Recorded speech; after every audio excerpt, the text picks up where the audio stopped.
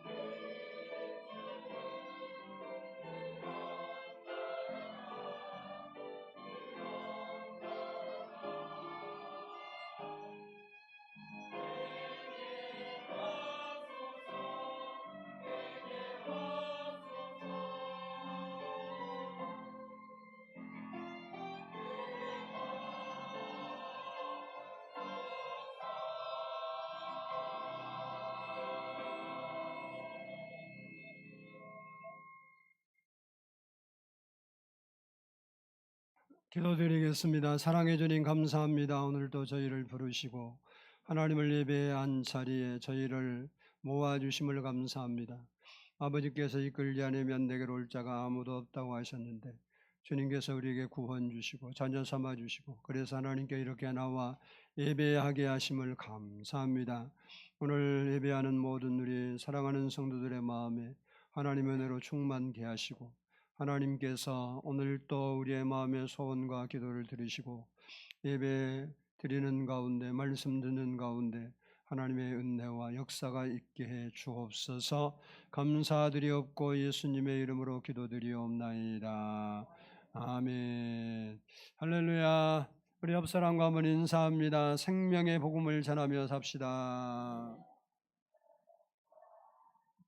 따라서 합니다. 예수님처럼 전도하자. 이 세상을 살아가는 사람들은 나름 다 문제를 안고 살아가고 있습니다. 그 문제 때문에 마음 아파하기도 하고 고통을 당하기도 하고 불행하게 되기도 합니다. 이런 말이 있습니다. 돈을 잃으면 적게 잃은 것이요, 명예를 잃으면 절반을 잃은 것이요, 건강을 잃으면 모든 것을 잃은 것이다. 이 말처럼 문제 중에서도 건강 문제가 가장 중요하고 소중합니다. 그 이유는 건강은 우리의 생명과 직결되어 있기 때문에 그렇습니다. 그런데 이 건강에는 하나만 있는 게 아니에요. 우리의 육신의 건강도 있고 정신의 건강도 있고 영혼의 건강도 있습니다.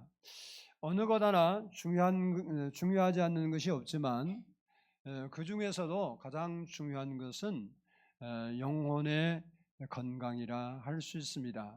그 이유는 육체의 질병이나 정신적 이런 질병들, 마음의 질병들은 병원에 가면 어느 정도 고칠 수 있습니다. 100%는 아니지만, 그러나 영혼의 질병은 사람이 고칠 수 있는 것이 아닙니다. 오직 예수 그리스도만이 우리의 죽은 영혼을 살릴 수 있고 우리 영혼을 살리게 할 수 있고 우리 영혼의 은혜를 베풀 수 있습니다. 예수님은 이 땅에 오셔서 자기를 찾아오는 모든 병자들, 즉 육신의 질병, 정신의 질병, 영적 질병으로 고통당한 사람들을 다 고쳐주셨습니다. 마태복음 4장 23절로 24절을 보면 예수께서 온 갈릴리에 두루 다니사 그들의 회당에서 가르치시며 천국 복음을 전파하시며 백성 중에 모든 병과 모든 약한 것을 고치시니 그의 소문이 온 수리아에 퍼진지라. 사람들이 모든 앓는 자 곧 각종 병에 걸려서 고통당하는 자, 귀신 들린 자, 간질하는 자, 중풍병자를 데려오니 그들을 고치시더라라고 말하고 있습니다. 예수님께서 자기를 찾아온 모든 사람의 병자를 고쳐주신 이유는 천국 복음을 전하시고 전도하여서 그들로 하여금 하나님을 믿고 구원을 얻어서 영생을 소유하게 하시기 위해서 그렇게 하신 것입니다. 즉 전도하기 위해서 고쳐주셨다라는 말씀입니다. 오늘 본문 말씀도 예수님께서 천국 복음을 전하시기 위해서 영적 질병에 걸려 고통받는 사람을 고쳐주신 이야기입니다. 어느 날 예수님께서 갈릴리 해변에 있는 이방인들이 살고 있는 거라사인, 이게 데가볼리 지역에 속한 건데 이 거라사인 지방에 가게 되었습니다.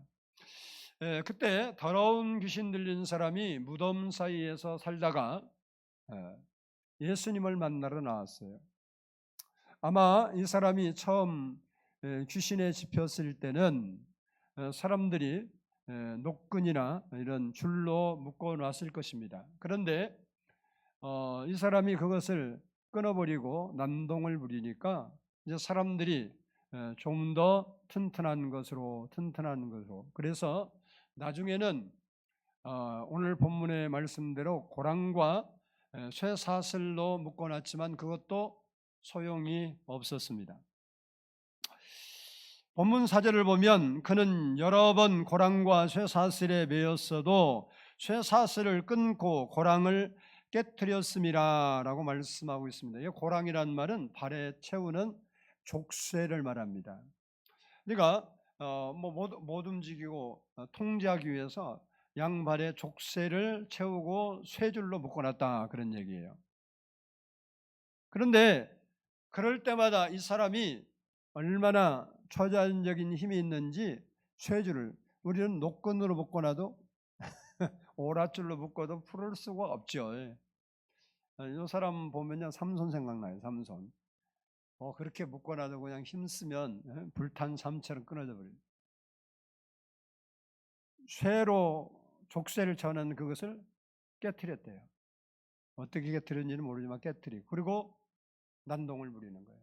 그리고 심지어 너무 심해지니까 이제는 동네 마을이나 집이나 거하지 않고 무덤이 있는 우리로 말하면 공동묘지 같은 곳에 무덤 사이에서 살면서 막 소리를 지르고 그래서 그 지역에 사는 사람들에게 위협을 느끼는 공포에 떨게 한 사람이었어요.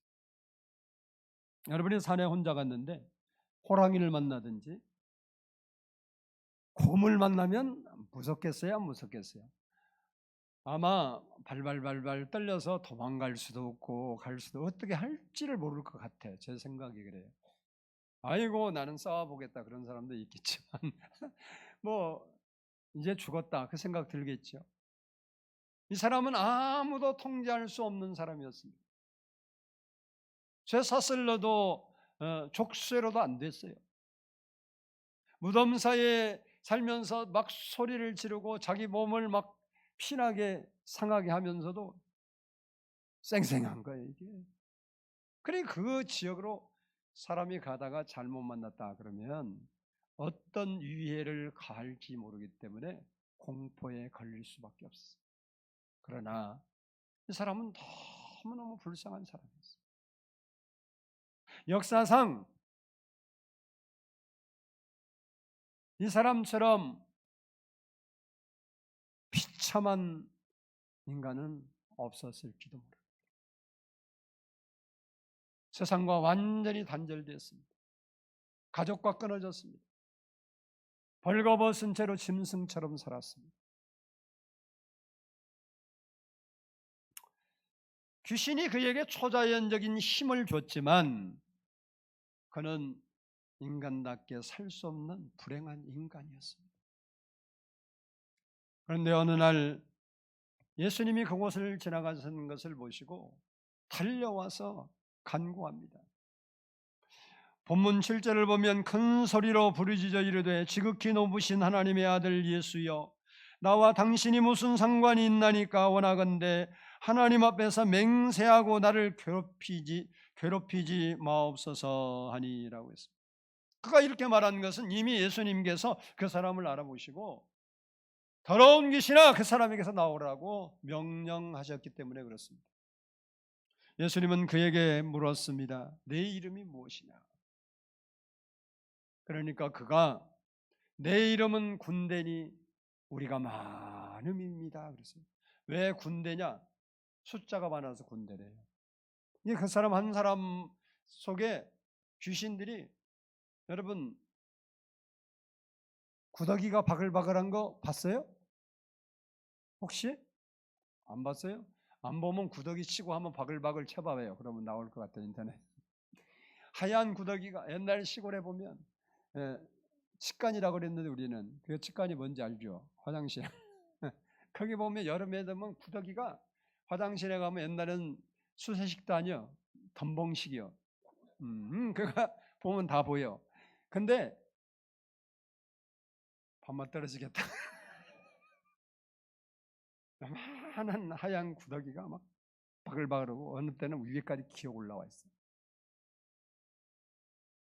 귀신이 그 사람 마음에 오늘 본문에 보면 뭐 몇 마리인지는 몰라요. 약 2,000마리 2,000마리가 돼지 속에 들어가거든요. 그러니까 생각해봐. 여러분 몸속에 2,000마리가 있다. 이게 바글바글 군대다 그랬는데 그렇게 대답을 하고는 이 사람이 예수님께 간구합니다. 뭐라고 하느냐? 나를 이재명에서 내보내지 마옵소서. 나 좀 쫓아내지 마세요. 마침 그들 옆에 돼지떼가 산비탈에서 음식을 먹고 있었습니다.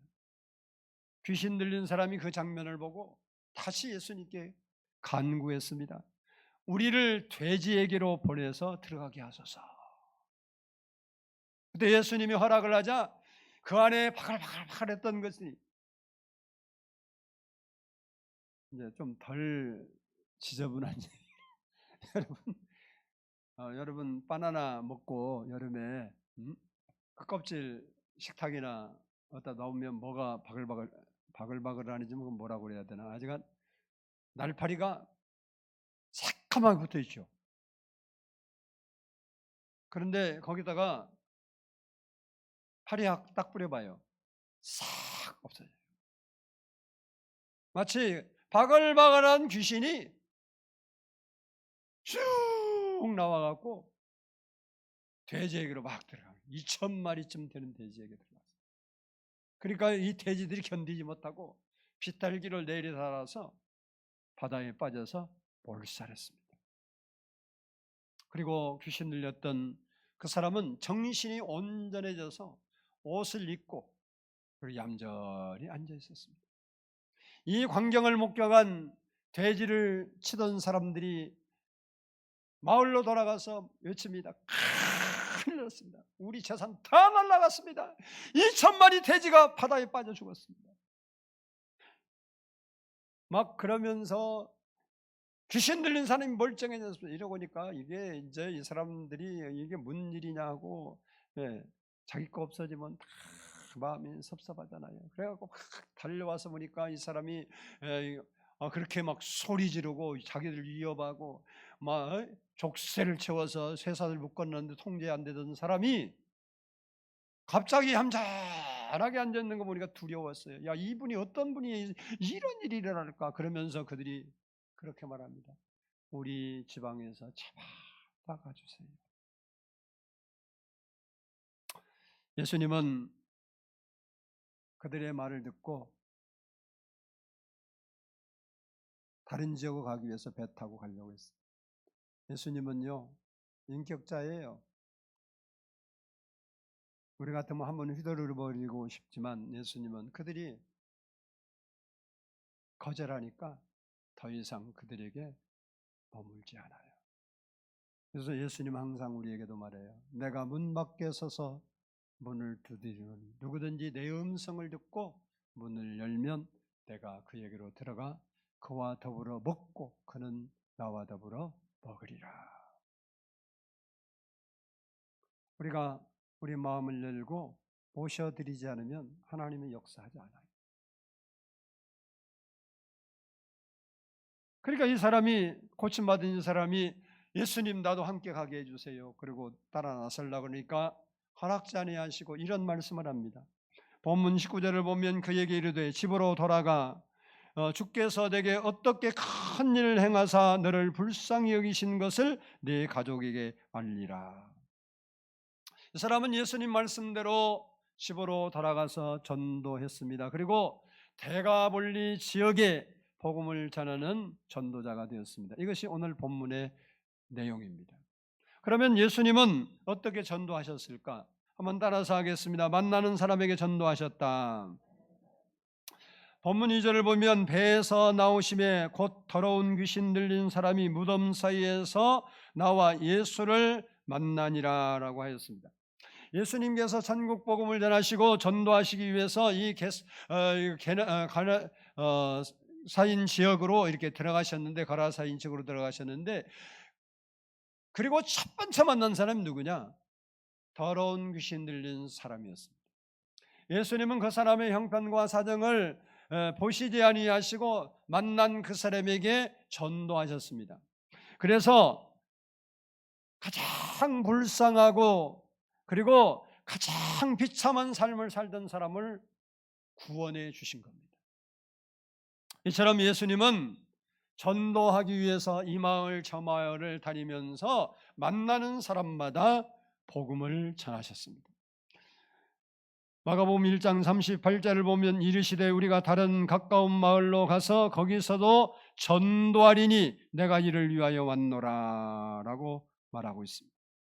역시 우리가 만나는 사람은 하나님께서 전도하라고 내게 붙여준 사람들입니다. 그래서 우리가 다른 사람 누구를 전도할까 고민하고 걱정할 것이 아니라 내가 만났는데 그 사람이 아직 구원받지 못한 사람이라면 그 사람이 바로 전도의 대상자가 되는 것입니다. 우리가 그 사람을 전도하기로 작정하고 도전하면 하나님께서 도와주신다는 거예요. 근데 우리는 친구 만나서 수다 수시간 떨어도 그 사람이 예수 안 믿는지 빨리 하면서도 한마디도 안 해. 그러면 안 돼. 예수님은 만나는 사람이 그것이 자기 자녀든 그것이 자기 가족이든 남편이든 부인이든 부모든 친구든 이웃이든 만나는 사람에게 예수 그리스도를 증거해야 되는 거예요. 시골에서 농사만 짓던 늙은 농부가 있었습니다. 아들이 국회의원에 당선됐다는 소식을 듣고 찾아갔습니다. 마침 찾아갔을 때 이 아들이 벨기에 대사와 식사 중에 있었습니다. 이 늙은 농부 아버지는 벨기에 대사에게 그랬습니다. 당신은 예수님을 그리스도로 영접하셨습니까? 아들이 당황했어요. 갑자기 그런 말을 하니까 얼마나 당황스럽겠어요. 그런데 이 대사가 침착하게 한마디 했어요. 아니요. 그때 늙은 농부는 예수님을 믿지 않으면 지옥 갑니다. 예수를 믿어야 합니다. 그랬습니다. 그리고 시간이 흘러서 이분이 하나님의 부르심을 받고 소천을 했습니다. 그때 벨기에 대사로부터 건조 조화가 전달됐는데 거기에 이런 글귀가 써 있습니다. 당신은 나에게 예수님을 전한 최초의 사람입니다. 그 후 나는 심각하게 고민하다가 지금은 크리스찬이 되었습니다. 그렇습니다. 우리가 복음을 전하면 하나님께서 구원해 주시는 겁니다. 우리가 꼬셔서 그들이 예수 믿고 우리가 뭐 잘해줘서 예수 믿는 게 아니에요.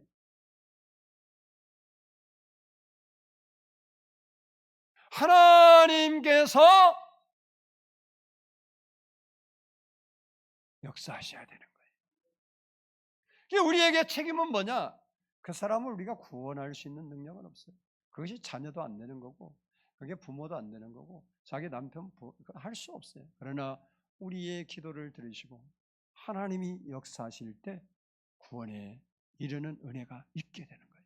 그래서 우리는 만나는 사람들에게 예수님을 전해야 된단 말이에요. 여러분 주위에 여러분이 만났는데 아직 예수 믿지 않고 믿음 생활 요즘 방황한 사람들 많은데 방황한 사람들에게 이제 그만 방황하고 계약하자고 해줘야 돼. 그래서 예수 그리스도를 정말로 마음에 모시고 살아갈 수 있도록 하는 일을 우리가 해야 되는 거예요. 두 번째 따라서 합시다. 한 생명을 귀하게 여기셨다. 본문 13절을 보면 하락하신데 더러운 귀신들이 나와서 대주에게로 들어가며 거의 2,000마리 되는 떼가 바다를 향하여 비탈길로 내리달아 바다에서 몰살하거든 이라고 말씀하고 있습니다. 예수님은 한 영혼을 구원하시기 위해서 돼지 2,000마리를 희생시켰습니다.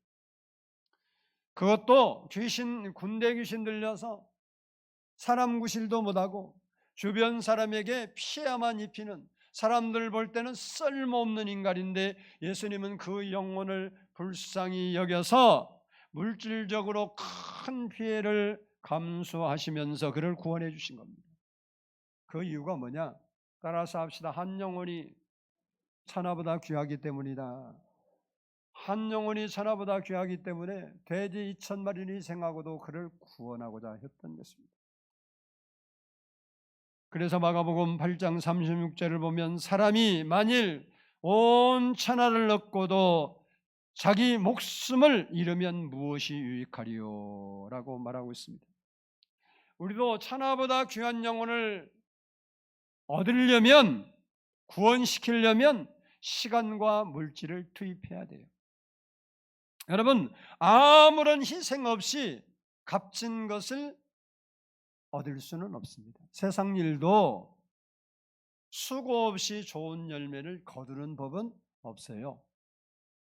세상도 심는 대로 거둔다고요. 성경도 그런 말씀을 하고 있지만 우리가 열심히 해야, 직장 생활도 열심히 해야 우리가 진급도 하고 인정도 받는 거지. 대충 해보세요.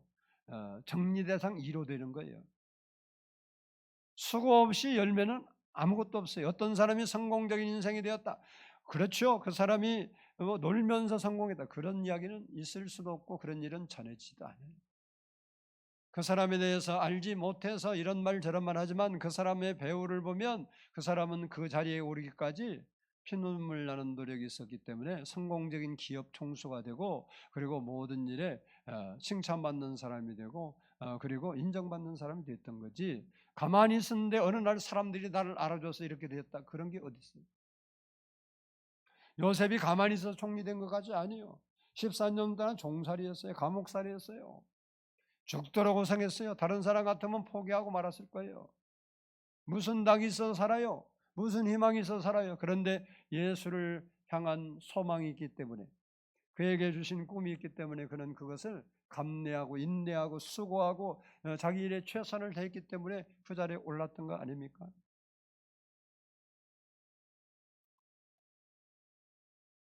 우리도 한 영혼을 구하려면 대가를 지불해요. 예수님이 한 영혼을 구원하시려고 어떻게 한 줄 아세요? 예수님은 자기 몸을 십자가에 대어 주었어요. 만물의 주인 되신 예수님께서 귀신 들린 한 영혼을 구원하시려고 돼지 2,000마리를 내어 줬어요. 우리도 한 영혼을 구하려면 관심과 시간과 물질과 희생에 동반될 때 한 영혼을 구원할 수 있는 것입니다. 오늘 본문을 보면 귀신 들린 사람이 고침받은 것과 돼지 2,000마리가 몰살한 장면을 보고 사람들이 두려워해서 예수님을 그 지방에서 떠나가라고 하신 거예요. 그래서 예수님이 그 지역에서 따라서 합시다. 한 사람밖에 전도하지 못했다. 예수님이 꼭 한 사람만 전도하러 그거 가셨겠어요? 한 사람만 병 고치려고 가셨겠어요? 아니요. 그런데 그들이 다 거부하니까 한 사람만 딱 전도하고 말았어요. 이 사람은요, 자기가 정신 멀쩡하게 되니까 생명의 의인이 예수님이잖아요. 그래서 예수님이 다른 곳에 가려고 하니 나도 데려가세요. 그런 거예요. 그때 예수님은 허락하지 아니하시고 그가 살던 이방 지역으로 보냈어요. 그는 그때부터 예수의 증인이 되어야 했습니다. 극적으로 변화된 자신의 삶을 통해서 주께서 내게 어떻게 큰 일을 행하시고 나를 불쌍히 여기셨는가를 증하는 사명을 받게 된 거예요. 그는 예수님 말씀에 순종해서 데가볼리 지역을 다니면서 복음을 전하는 전파자가 되었어요. 그가 가서 복음을 전할 때마다 자기에게 향하신 일들을 전파할 때마다 많은 사람들이 듣고 놀랍게 여겼다고 말하고 있어요. 본문 20절을 보면 그가 가서 예수께서 자기에게 어떻게 큰 일을 행하셨는지를 데가볼리에 전파하니 모든 사람이 놀랍게 여기더라 그랬어요. 그 사람이 하는 말을 듣고, 왜? 그 사람은 유명한 사람이요. 왜 유명해? 또 막 소리 지르고 미쳐서 날뛰니까 그 지역 사람들이 모르는 사람이 없어. 그 동네가, 요즘은 뭐 서울에는 옆집이 죽어도 잘 모르지만 이런 동네, 옛날에 시골 여러분 사는 사람들 있잖아요. 소문 막 납니다. 거기 그쪽으로는 절대 가지 마. 갔다가는 미친 개 만나, 미친 개 만나. 거기 갔다 큰일 나. 거기 누구 있어, 누구 있어. 막 난리 다 소문. 근데 그 사람이 멀쩡해져 갖고 이야기를 하니까 여러분 얼마나 놀랐겠어요? 놀랍게야겠대요. 이게 대가볼리라는 말은, 대가라는 말은 열이라는 겁니다. 숫자 열. 그리고 볼리라는 말은 폴리스라는 말인데 이게 도시라는 말이에요. 도시. 그러니까 그가 10개의 마을들, 그 지역에 있는 마을들을 돌아다니면서 자기에게 행한 일을 전하는 전도자, 불붙는 전도자가 된 거예요. 그는 이방 지역의 최초의 전도자가 되었어요. 예수님은 그를 통해서 수많은 사람들에게 구원의 소식을 전하게 했던 것입니다. 그 결과 예수님께서 첫 번째 방문했을 때는 사람들이 두려워서 제발 우리 지역에서 좀 제발 가주세요. 당신이 있으면 큰일 납니다. 좀 가주세요. 제발 가요. 그렇게 해서 쫓아냈어요. 두려워서 강제로 밀어내지 못하고 사정을 해서 보냈어요. 근데 예수님께서 다시 그 지역을 또 가십니다. 다시 갈 때는 그 대가볼리 사람들이 예수님을 대대적으로 환영을 합니다. 마가복음 7장 31절을 보면 예수께서 다시 두로 지방에서 나와 시돈을 지나고 대가볼리 지방을 통과하여 갈릴리 호수에 이르시매라고 말씀하고 있습니다. 예수님께서 대가볼리 이방 지역에 가시니까 사람들이 모여오기 시작했고, 그리고 오늘 본문에 보면 이 7장에 보면 귀먹고 말더듬는 사람을 데려와서 안수해서 고쳐달라고 간구를 합니다. 마가복음 7장 32절을 보면 사람들이 귀먹고 말더듬는 자를 데리고 예수께 나와 안수하여 주시기를 간구하거늘 그랬습니다. 처음에 예수님을 그렇게 박대하고 가시라고 했던 그 사람들이 변화가 되어서 예수님께 환자들을 데려와서 고쳐달라고 그랬어요. 예수님께서 그곳에서 많은 환자를 고쳤어요. 그리고 여러분이 잘 아는 실병이어의 4,000명 먹이신 기적이 바로 이 지역에서 일어났던 것입니다.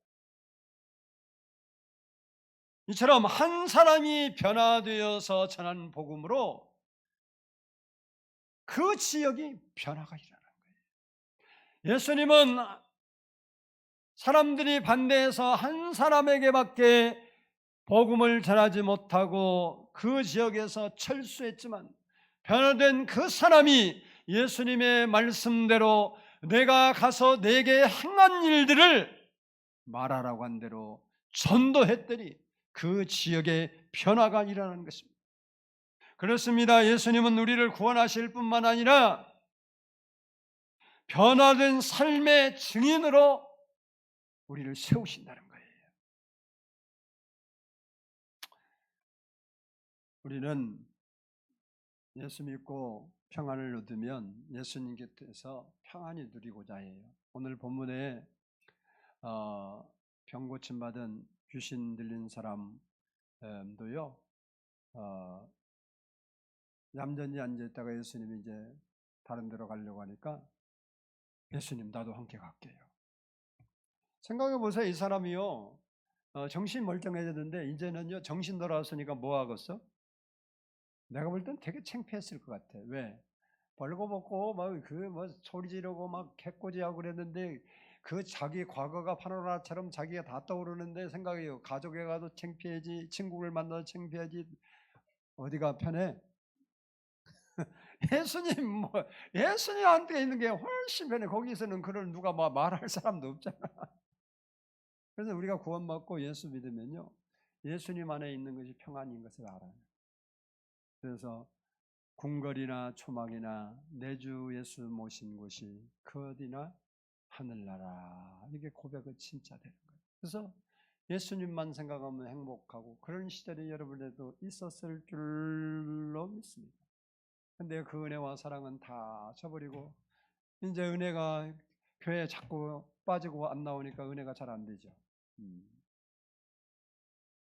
자기 스스로는 믿음을 지킨다는데 모닥불은 흩어놓으면 잘 안 되는 거예요. 그래서 이 사람이 함께 있기를 바랬는데 예수님이 아니야. 네가 할 일이 있어.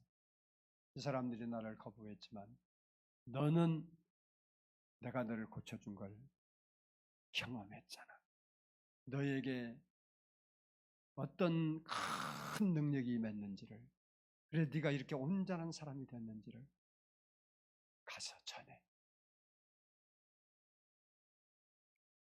예수님은 그 사람을 파송한 겁니다.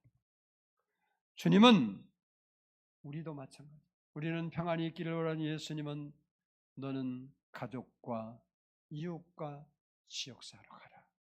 그리고 내가 너를 구원한, 어떻게 너를 구원했는지 그 큰 구원의 하나님의 능력과 불쌍여김을 증거하라는 겁니다. 우리는 오늘 본문의 이 사람처럼 이 사람이 예수님의 말씀에 순종하여 집으로 돌아가서 가족과 대가볼리에 자기에게 행하신 일들을 증거한 것처럼 우리도 결단해야 되는 겁니다. 주님, 제 삶을 통해서 주께서 행하신 큰 일을 전하며 살겠습니다. 나의 가족과 이웃과 동료들에게 하나님의 사랑과 능력을 증하는 삶을 살겠습니다. 우리는 주님 곁에서 평안함을 누리려고 하지 말고 주님이 행하신 일을 증거하는 삶을 살아야 합니다. 예수님이 나를 변화시킨 것처럼 어쩌면 여러분들도 변화되기 전에 누군가가 여러분에게 복음을 전하고, 그것이 부모든 가족이든 누군가가 복음을 전해서 교회에 나와서 예수 믿게 되었을 때 하나님을 만나게 된 거죠. 여러분을 변화시켜, 여러분을 예수님이 변화시킨 것처럼 여러분을 통해서 다른 사람을 변화시켜 주실 것을 우리는 믿어야 되는 겁니다. 예수님은 우리를 부르시고 우리에게 은혜 주시고 너도 가라고 말합니다. 가서 내가 경험한 하나님, 내가 믿는 하나님, 내가 만난 하나님을 전하라고 말합니다. 목사님, 나도 그러고 싶은데 그럴 만한 일거리가 없어요. 그렇다면 우리는 다시 생각해야 돼요. 우리가 예수를 만난 이야기를 할 내용이 없다. 우리는 믿음이 지금 문제가 있는 거예요. 구원을 못 받았다는 얘기가 아닙니다. 우리는 하나님 앞에 더 가까이 가야 돼요. 내게 행하신 큰 일, 여러분이 불안과 초조에 떨던 사람이 하나님의 은혜로 평안을 얻었으면, 내가 이렇게 불안했는데 평안. 어떤 집사님이 수술을 이번에 했는데 지난주에 전화를 했더니 너무 불안하다. 그러면 기도해주고 나서 수술 끝나고 다시 전화했더니 그분이 하는 말이, 너무 불안했는데 기도 받고 너무 마음이 평안해서 걱정 안 하고 수술 잘 받았다고. 불안한 마음을 평안하게 하고 근심의 마음을 돌려주시고 우리의 삶에서 우리에게 역사하신 하나님의 사랑과 은혜가 얼마나 큽니까? 우리는 그것을 나 혼자 간직하라고 주님이 주신 게 아니에요. 그러나 하나님께서 많은 병자를 고친 이유가 병 고쳐주려고 한 것이 아니라고. 병은 고쳐놔도 또 걸리고 또 죽어. 여러분 인생은요. 뭐 죽은 자가 살아나면 뭐예요? 또 죽지. 뭐 더 살면 더 행복합니까? 죽을 때 빨리 죽은 게 덜 고생하는 거지. 죽은 거 살려내려고 할 필요 없어요. 왜? 아니 죽으면 평안가 나는데 뭐 다시 살아나면 예수 믿으려고 살아난다면 내가 이해는 하겠지만 그 전에는 그럴 이유가 없어. 천국이 좋지 무슨 이 세상이 좋아? 아무리 병 다 고쳐놔도 또 병 걸려서 죽어요. 그게 인간이에요. 이 세상은 그렇게 돼 있는 게 세상이에요. 그러나 우리에게는 영원한 하나님 나라가 영생이 있는 거예요. 영생. 하나님이 그렇게 많은 사람들을 고쳐주신 이유가 뭐냐? 그들에게 하나님이 계심을 깨닫게 하고 복음을 전해서 예수를 믿고 영생을 소유하고 살게 하기 위해서 그런 거지, 육신에 힘드니까 그 병이나 고쳐라고 병 고쳐준 게 아니란 말이에요. 하나님이 우리에게 행하신 일들을 우리도 증거해야 돼. 나를 변화시킨 하나님은 나를 통해서 복음을 듣고 온 사람들을 변화시킬 것을 믿고 믿음으로 예수님처럼 전도해야 된단 말이에요. 6월 7일 특별히 우리가 이웃초청주의를 하기로 했는데 그때를 맞춰서 여러분이 한 사람이라도 초대할 수 있도록, 한 사람이라도 초대해서 그 사람이 구원받고 안 받는 것은 하나님의 소관이고 내가 해야 할 것은 대로운 일이 그 일에 최선을 다하는 우리 성도들이 되기를 축복합니다. 기도하겠습니다. 사랑의 아버지,